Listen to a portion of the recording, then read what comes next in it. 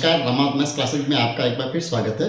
पिछले वीडियो में हमने 1 करोड़ तक की पूर्ण संख्याओं के बारे में विस्तृत जानकारी प्राप्त की थी। साथ ही एक अन्य जो वीडियो था उसमें हमने गणित के मूल जो संक्रिया है, जोड़, बाकी, गुणा और भाग, उसके बारे में हमने बहुत ही अच्छी चर्चा की थी। साथ ही बोर्ड मास जो प्रमेय है उसको भी हमने बहुत ही विस्तृत समझा था। तो जो साथी पहली बार इस चैनल के साथ जुड़े हैं या इस वीडियो को पहली बार देख रहे हैं, तो सबसे पहले तो मैं उनसे निवेदन करूंगा कि आप इस चैनल को एक बार सब्सक्राइब कर दीजिए, ताकि रीट से संबंधित जो कंटिन्यू जो वीडियो बन रहे हैं उनसे आप कहीं भी वंचित नहीं रहेंगे।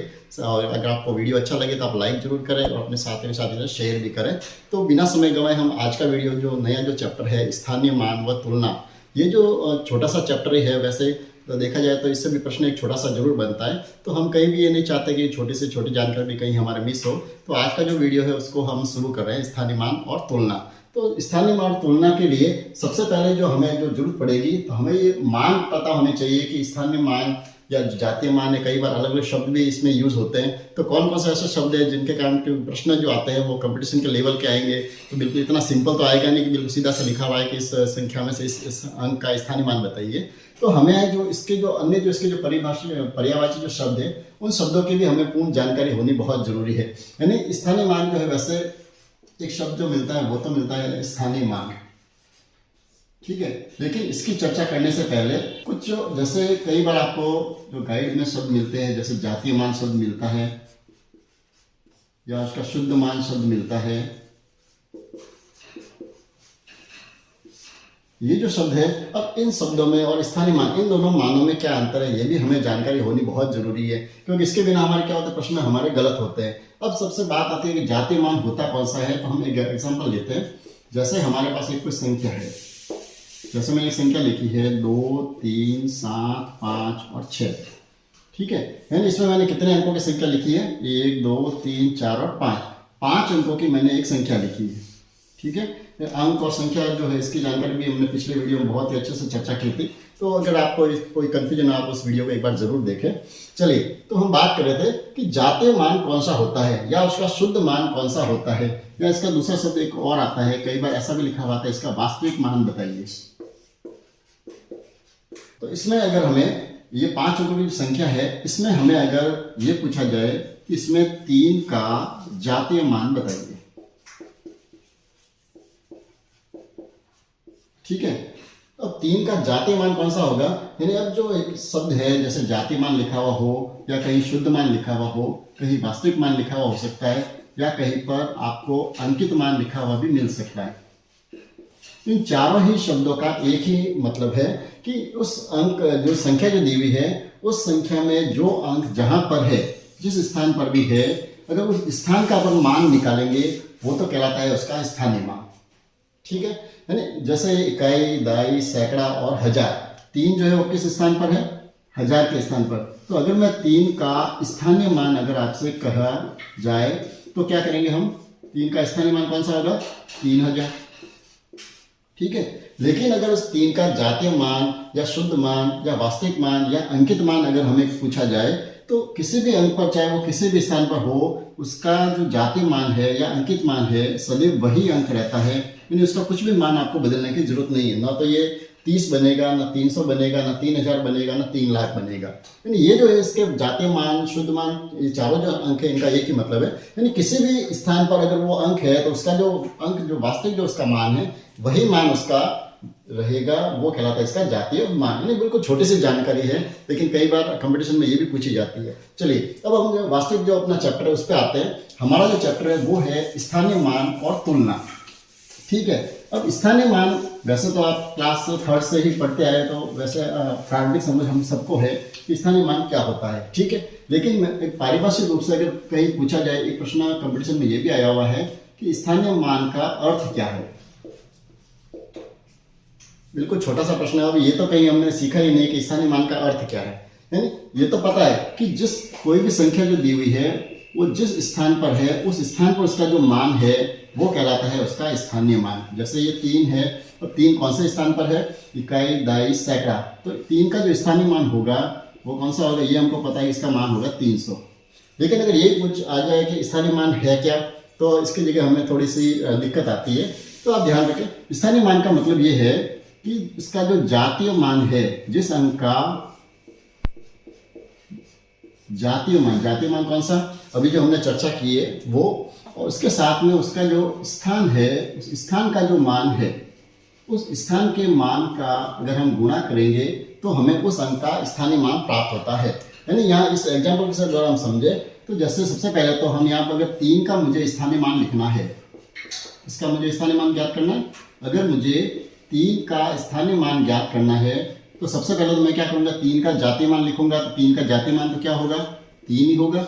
और उस स्थान का मान लिखना है, यानी कौन से स्थान पर वो 3 आया हुआ, जैसे इकाई, दहाई, सैकड़ा।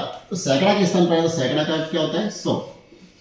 यानी इस 3 का स्थानीय मान जो बनेगा वो क्या बनेगा, 300। यानी हम डायरेक्टली सीधे समझते हैं कि 3 का स्थानीय मान 300 है, 5 का 50 है।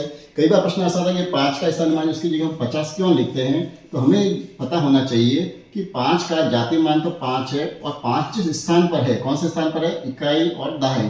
तो दहाई का अर्थ क्या होता है, 10, इसलिए इसका मान जो है वो 50 आता है। तो ये छोटी छोटी जो जानकारी है ये भी हमें कंपटीशन में ज्ञात होनी जरूरी है, ताकि हमारे कहीं भी प्रश्न में बिल्कुल भी चूक नहीं हो। चलिए आगे बढ़ते हैं। अब स्थानीय मान की ये जो समझ है ये तो हम सभी जानते हैं। अब जो दिक्कत जो आती है वो आती है हमें जब दशमलव संख्या दी हुई हो, जब दशमलव संख्या दी हुई हो और उनके स्थानीय मान के जो प्रश्न आता है उनमें हमें थोड़ी सी दिक्कत होती है। जैसे एक दशमलव वाली संख्या हमारे सामने लिखी हुई है 375.275, ठीक है, ये एक प्रश्न दिया हुआ है। अब इसमें अगर हमें स्थानीय मान पूछा जाए, जैसे यहाँ पूछ लिया हमें 7 का स्थानीय मान बताइए, ठीक है। अब यहाँ पर 7 2 लिखे हुए, चलो एक को पहले सिंपल बना देते प्रश्न को, ताकि हमें कहीं भी दिक्कत नहीं हो। सारे अंक में अलग ले लेता हूँ ताकि आपको अच्छे से समझ में आए। यानी जैसे मैंने प्रश्न लिखा है 375.246, ये एक प्रश्न लिखा हुआ। अब इसमें हमें ये पूछा जाए कि इसमें 7 का स्थानीय मान क्या होगा, ठीक है। तब हमें दिक्कत आती है। अब हमें ये नहीं मालूम पड़ता कि हमें जो इनके स्थान निर्धारण करने वो कहाँ से करने हैं, यहाँ से इकाई, दहाई, सैकड़ा, हजार, 10,000, लाख ऐसे गिनना है या दशमलव से पहले गिनना है। चलो फिर भी ये जानकर तो भी है कि चलो जो इनके स्थान जो निर्धारण करता है वो हम दशमलव के बाद में करते हैं। जैसे दशमलव के बाद में ये पहली जो संख्या ये है इकाई, ये दहाई, ये सैकड़ा, ठीक है। आगे होगा हजार, 10,000, ये तो आ जाता है। अब हमें समस्या ये आती है कि दशमलव के बाद वाले जो अंक है, जैसे 2 का स्थानीय मान क्या होगा, या 4 का स्थानीय मान क्या होगा, या 6 का स्थानीय मान क्या होगा। तो यहाँ पर हमें दिक्कत आती है क्योंकि हम इनके स्थानों की जानकारी हमारे नहीं है। अब ये स्थानों की जानकारी में हो जाए तो हमें किसी भी संख्या का स्थानीय मान निकालने में कहीं दिक्कत नहीं आएगी। चलिए तो आपको ये बता देते हैं। सबसे पहले तो दशमलव के जो पहले जो संख्या है, जैसे ये दशमलव अंक है, ठीक है, ये तो आ गया दशमलव का स्थान। उस दशमलव के स्थान से पहले जो है वो तो कौन सा स्थान है हमें ज्ञात है, इकाई का अंक होता है। उसके बाद में दूसरा अंक दहाई का, फिर तीसरा अंक सैकड़े का, और उसके आगे हजार, फिर 10,000, फिर लाख, 10 लाख, ये हम जानते हैं, ठीक है। तो आगे वाले अंकों में तो हमें कहीं भी दिक्कत नहीं आती है। अब समस्या जाती वो आती है दशमलव के बाद वाले। अब दशमलव के बाद जो अंक है उन अंकों का स्थानीय मान क्या होता है। पहला जो अंक है उसको हम कहते हैं दशांश, ठीक है, या सिंपल सी भाषा में कहें तो 10वां भाग। पहला जो अंक होता है वो क्या होता है, हमेशा किसी भी अंक का 10वां भाग होता है। उसके बाद में दूसरा जो अंक होता है दशमलव के बाद का, उसको कहते हैं शतांश। शतांश का मतलब होता है 100, यानी 100वां भाग। कौन सा भाग होगा, 100वां भाग।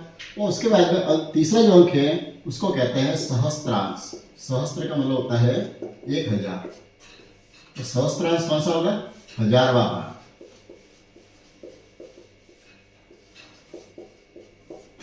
ठीक है, ये तो है इनके परिभाषिक शब्द। अब इनको हम जब लिखना हो तो हम इसको कैसे लिखेंगे, यानी इकाई का अंक, वही इकाई का मतलब तो क्या होता है 1, हम जानते हैं। दहाई का मतलब 10, सैकड़े का मतलब 100, हजार का मतलब ये हो गए 1000, ठीक है। ये तो हो गए इनके अंक। जब इनका हमें स्थानीय मान जब ज्ञात करेंगे, जब जातीय मान से हम इनका गुणा करेंगे तो हम इस तरह से इसको ज्ञात कर सकते हैं। ये तो है हमारे दशमलव से पहले वाले अंकों का जो सामान्य जो प्रक्रिया है वही है, ठीक है। अब दशमलव क्या स्थान है उसका तो हम जानते हैं, उसको छोटे से बिंदु के रूप में दर्शाया जाता है, यह है दशमलव। अब दशांश को कैसे दर्शाते हैं, 10वां भाग, यानी इसका जो स्थान है वो है 1/10। पहला जो स्थान है उसका मान क्या होगा, स्थानीय मान 1/10। फिर दूसरा जो स्थान है उसका भाग होगा 100वां भाग, यानी 1/100। तीसरा जो स्थान है वो क्या होगा, 1000वां भाग, यानी 1/1000। ठीक है, तो ये जो एक छोटी सी जो जानकारी है ये हमें होनी जरूरी।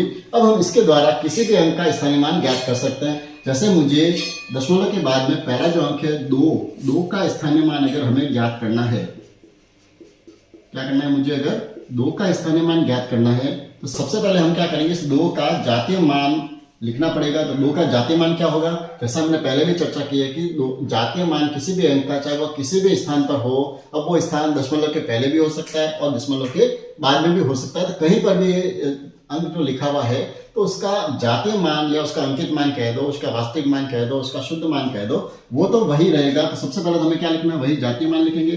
तो 2 का जातीय मान तो क्या होगा, 2 ही रहेगा, और साथ में उसका स्थान का जो मान है वो लिखना है। तो इसका स्थान कौन सा है, दशमलव के बाद में पहला स्थान है, यानी दशमलव के बाद में पहला जो स्थान होता है वो कौन सा होता है, दशांश होता है। दूसरे शब्दों में, सिंपल शब्दों में कहें तो वो कौन सा होता है, 10वां भाग। यानी इसको जो लिखना है, इसको गुणा करना पड़ेगा हमें 1/10 से, यानी ये जो इसका जो मान आएगा 2 का स्थानीय मान वो क्या आ जाएगा, 2/10।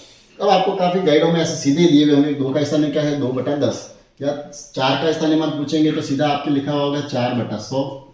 लेकिन ये हमें पर्याप्त जानकारी तो होती ही नहीं है कि इस 4/100 हमने लिखा क्यों है। अब ये जो जानकारी ये नहीं होने के कारण ही हम कंपटीशन में पीछे रहते हैं। तो आप बिल्कुल अच्छे से समझिए। अब जब मुझे 4 का स्थानीय मान इसी रूप में निकालना हो तो हम क्या करेंगे, सबसे पहले 4 का जातीय मान लिख दिया, उसके बाद में 4 का स्थान कौन सा है, दशमलव के बाद में दूसरा स्थान है, मतलब शतांश वाला स्थान से, यानी 100वां वाला स्थान से, यानी इसको हमें किससे गुणा करना है, 1/100 से, तब जाके इसका मान आता है 4/100। जब हमको ये बेसिक जानकारी जब पूरी हो जाएगी तो आपको कैसा भी प्रश्न हो, किसी भी भाषा में लिखा हुआ हो, कैसे भी लैंग्वेज उसको बदल दी जाए, आपके वो प्रश्न कभी गलत नहीं होगा। आप इस जो टेबल इसको आप एक बार नोट कर लीजिए, ये आपके बहुत काम आएगी। आप इसका स्क्रीनशॉट भी ले लीजिए ताकि आपके पास ये सहज है और रख सकते हैं। चलिए आगे बढ़ते हैं। अब स्थानीय मान से संबंधित कुछ प्रश्न जो है जो कंपटीशन में आते रहते हैं उनके बारे में हम थोड़ी सी चर्चा कर लेते हैं। पहला प्रश्न तो ये आता है कि ऐसे वह कौन सा स्थान है, ध्यान से समझना कि वह कौन सा स्थान है जहां पर किसी भी अंक का स्थानीय मान और जातीय मान, 2 मान है, दोनों मान अलग है, हम अच्छी तरह से जानते हैं। ऐसा कौन सा स्थान है जहां पर किसी भी अंक का, अंक चाहे कोई भी हो सकता है, उसका स्थानीय मान और जातीय मान दोनों ही बराबर होते हैं। ये प्रश्न आता है कंपटीशन एग्जाम में। तो वो जो स्थान है वो स्थान कौन सा है, आप हमेशा याद रखें, वो है इकाई का स्थान।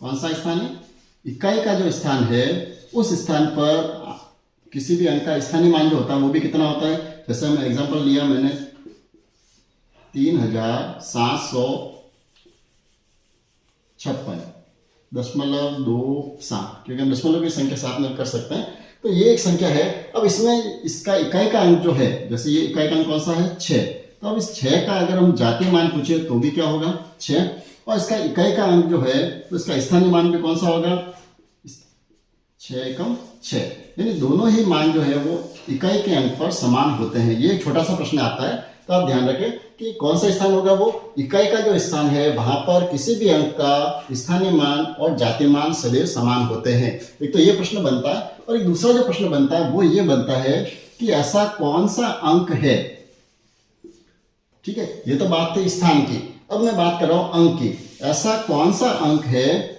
जिसका मान, स्थानीय मान या जातीय मान किसी भी स्थान के लिए समान ही रहता है, यानी किसी भी स्थान पर हो तो वहां पर उसका चाहे स्थानीय मान निकालना हो या जातीय मान निकालना हो तो सदैव वही आएगा।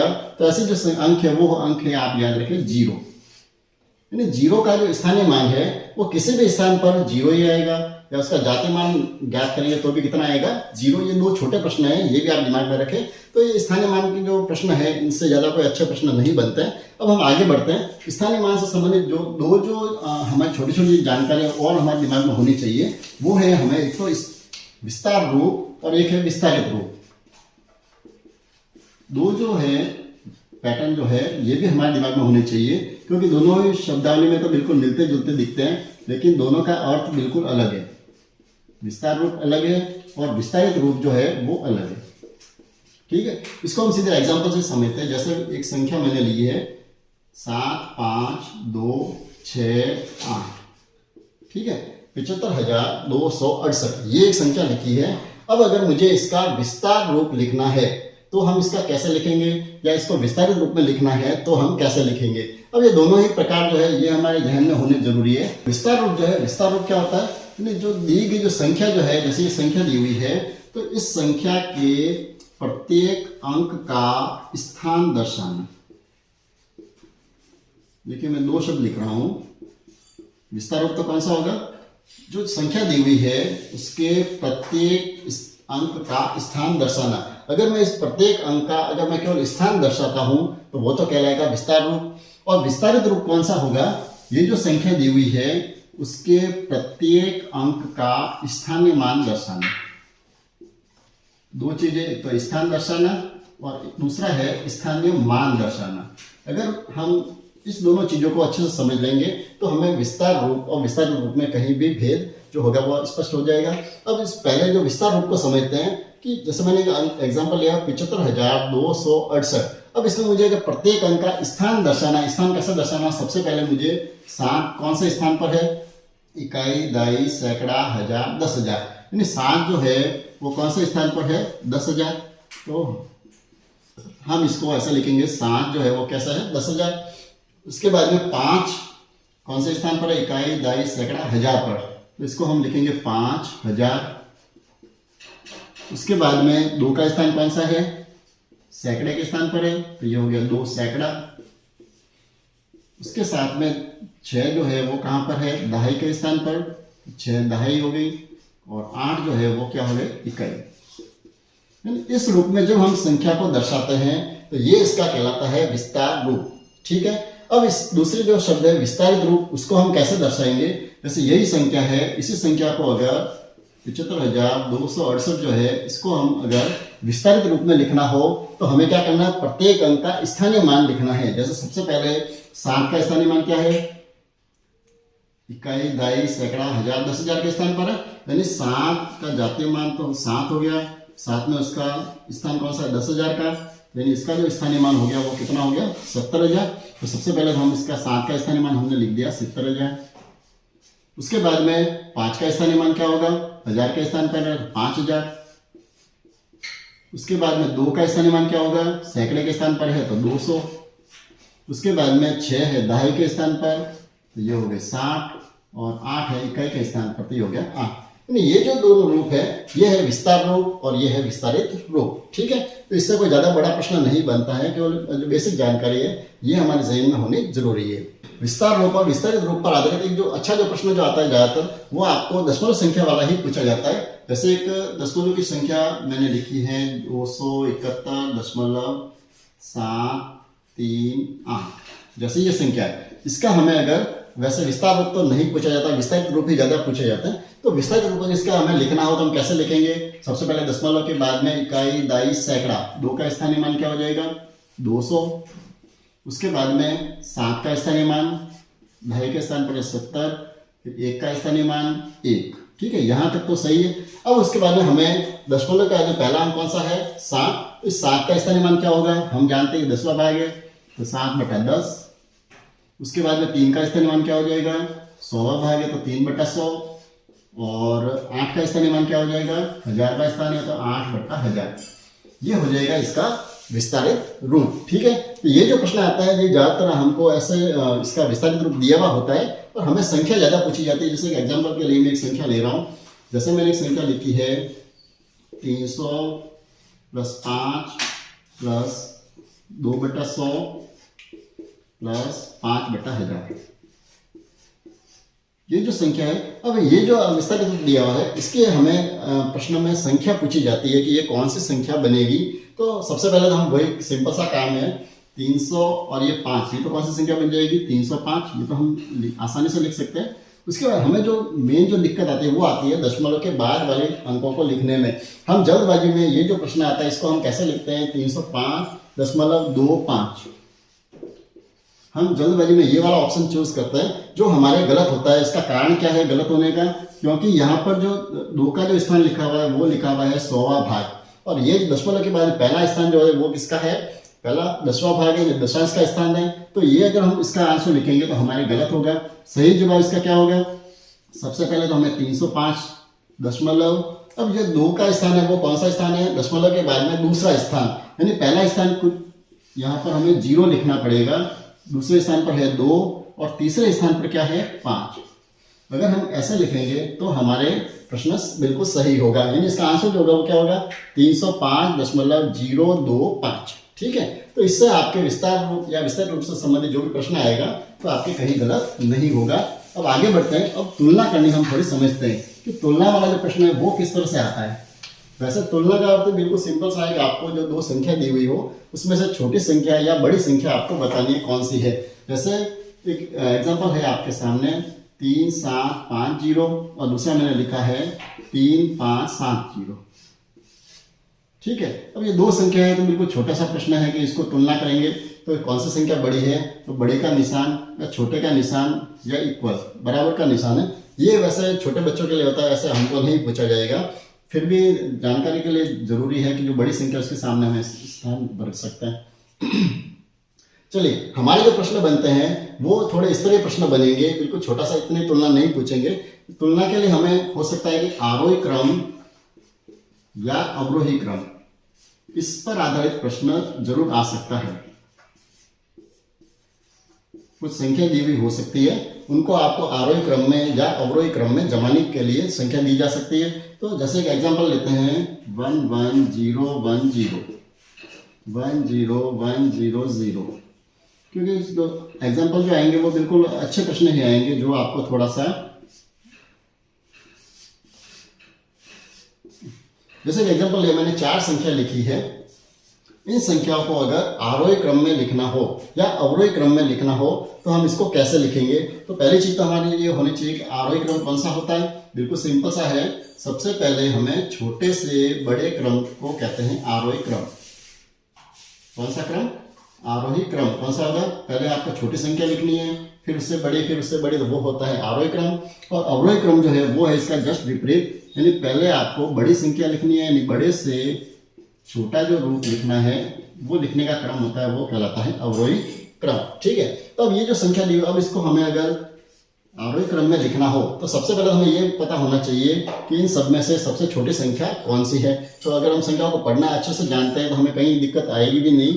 पहली जो संख्या वो क्या है 11010, दूसरी संख्या है इकाई दर्जन को आप अलग करके देख लीजिए 10100, तीसरी संख्या है 11100 और चौथी संख्या है 10001। यानी सबसे छोटी जो संख्या मुझे दिख रही है, पहले तो आप 10000 को देख लीजिए, ये 10000 है, ये भी 10000 वाली है, तो ये 10100 है, ये 10001 है। तो सबसे छोटी संख्या कौन सी होगी 10001, उससे बड़ी 10100।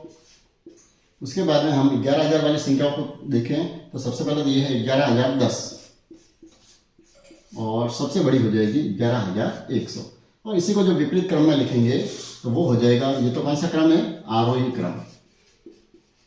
बहुत ही सिंपल है, इसलिए हम ज़्यादा समय इसमें वेस्ट नहीं करेंगे, लेकिन फिर भी इसको छोड़ भी नहीं सकते। अब अवरोही क्रम कौन सा होगा, सबसे पहले सबसे बड़ी संख्या लिखी मैंने 11100, उससे छोटी हो जाएगी 11010, उससे छोटी हो जाएगी 10100 और सबसे छोटी हो जाएगी 10001। तो ये एक सिंपल सा प्रश्न है। ये कौन सा क्रम है अवरोही क्रम।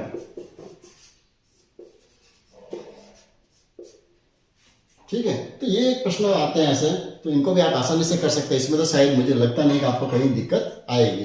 आरोही और अवरोही क्रम पर आधारित एक अच्छा सा एग्जाम्पल और लेते हैं, दशमलव वाला, क्योंकि ये दशमलव वाला प्रश्न थोड़ा सा अच्छा है, कंपटीशन में लगभग ऐसे प्रश्न ज्यादा दिखते हैं। अब ये जो संख्या कुछ दी हुई है आपके सामने, जैसे एक लिखा हुआ है 5, एक है 0.5, एक है 0.005, एक है 5.5 और एक है 0.05। ये जो संख्या है, इन संख्या को अगर हमें आरोही क्रम में या अवरोही क्रम में लिखना हो तो हम इसको किस तरह से लिख सकते हैं, इसको भी हम थोड़ा सा समझ लेते हैं। ठीक है, अब इसमें से सबसे पहले तो हमें ये देखना है आरोही क्रम का मतलब क्या है। हमें सबसे पहले सबसे छोटी संख्या इसमें से लिखनी है। तो सबसे छोटी संख्या इसमें से कौन सी है, तो इनको हम देखें। जैसे ये पूर्णांक दिया हुआ है, तो पूर्णांक हमेशा दशमलव वाले डिजिट से बड़ा होता है, तो इसको ये तो बड़ी संख्या है। अब हम सबसे पहले ये देखेंगे दशमलव के बाद में, जैसे ये लिखा हुआ है 0.5। ठीक है, अब इनको लिखने का सिंपल तरीका, पहला आप क्या करिए, सबको दशमलव में इस तरह से लिख लीजिए 0.005। और कौन सी संख्या है, जैसे 5.5, चौथी संख्या है 0.05। सबका आप दशमलव एक ही लाइन में लिखकर आप इस संख्याओं को जब तुलना करेंगे तो आपको जल्दी मालूम पड़ेगा कि कौन सी संख्या इसमें से छोटी है या कौन सी बड़ी है। इसको देखने का भी अच्छा सा तरीका ये है कि आप ये देखिए कि दशमलव के बाद में अधिकतम अंक कितने दिए हुए हैं। वैसे इसमें दशमलव के बाद में अधिकतम कितने 3 अंक दिए हुए, तो आप एक काम कीजिए, सभी जगह आप 3-3 अंक पूरे कर दीजिए। जैसे ये जो अंक यहाँ दशमलव 1 अंक है तो दूसरे जो 2 अंक है वहाँ आप क्या लिख दीजिए, 0 लिख दीजिए। जैसे यहाँ पर भी 1 अंक है तो आप 2 अंकों पे 0 लिख दीजिए, यहाँ पर भी लिख दिया हमने 0। तो इससे क्या होगा, हमें इस संख्या को ढूंढने में आसानी रहेगी कौन सी संख्या सबसे छोटी है। अब अगर हम इसको दशमलव हटाकर भी आप देख लेंगे तो आपको मालूम पड़ जाएगा कि जैसे ये जो 5 लिखा, इस 5 को भी अगर आप साथ में लिख दीजिए, ये जो 5 है दशमलव नहीं है, इसको आप पूर्णांक में आगे लिख दिया और पीछे अंक कुछ भी नहीं है तो हम 0 0 लिख दिए, यानी हमने सारी संख्या लिख दी 5। अब इनको आप अगर दशमलव हटा के देखेंगे तो आपको जल्दी से समझ में आएगा कि सबसे छोटी संख्या कौन सी है। जैसे इसको दशमलव हटा दीजिए, कौन सी संख्या बनी है, जैसे 500 बन रहे हैं, ये क्या बना है 5, यानी इसको रियल में हटाना नहीं है, केवल हम समझने के लिए इसको हटा रहे हैं। तो ये 500 हो गए, ये क्या बना है 5, ये कितने हो गए 5500, ये कितनी है संख्या केवल 50, और ये कितने हैं 5000। तो आपको बहुत ही जल्दी से समझ में आ जाएगा कि सबसे छोटी संख्या इनमें से कौन सी है, यानी ये वाली। यानी सबसे छोटा जो अंक है ये है आपके 0.005, यानी आरोही क्रम में लिखना हो तो सबसे छोटा हो जाएगा 0.005। ठीक है, अब उससे बड़ी संख्या कौन सी होगी, ये जो 50 वाली दिख रही है, यानी कौन सी संख्या थी 0.05, दूसरी हो जाएगी 0.05। ठीक है, ये हो गई। तीसरी संख्या कौन सी है उससे बड़ी, ये 500 वाले यानी 0.5 वाले, तीसरी संख्या हो जाएगी 0.5। चौथी संख्या कौन सी है उससे बड़ी 5000 वाले यानी 5 वाले, यानी केवल जो 5 दिया हुआ है ये, और सबसे बड़ी हो जाएगी 5.5। यानी ये जो तरीका होगा इससे आपको आरोही क्रम या अवरोही क्रम को लिखने में कहीं भी दिक्कत नहीं आएगी। तो बहुत ही एक सिंपल सा तरीका मैंने बताया। तो आशा करूंगा कि यह वीडियो आपके लिए बहुत ही उपयोगी होगा और आपकी गाइड में इससे संबंधित जितने भी प्रश्न हैं आप उन प्रश्नों को जरूर अभ्यास करें, क्योंकि मैथ्स एक ऐसा सब्जेक्ट है जिसमें आप अधिकतम जितना अभ्यास करेंगे उतनी ही हमारी अच्छी तैयारी होगी। तो आप स्थानीय मान से संबंधित या तुलना से संबंधित जितने भी प्रश्न हैं आपकी गाइड में उन सबको आप अभ्यास कीजिए। फिर भी अगर आपको कहीं भी दिक्कत आए तो आप कमेंट्स में जरूर लिखिए, ताकि नेक्स्ट जो वीडियो होगा उसमें उस समस्या का अपन समाधान कर देंगे। तो अगर आपको वीडियो अच्छा लगा हो तो एक बार और निवेदन करूंगा, वीडियो को लाइक जरूर करें और अपने साथियों के साथ शेयर भी करें, ताकि उनको भी इसका बेनिफिट हो सके और वो भी आपकी तरह इस चैनल के साथ जुड़ सके। तो मिलते हैं अगले वीडियो में एक नए चैप्टर के साथ। धन्यवाद।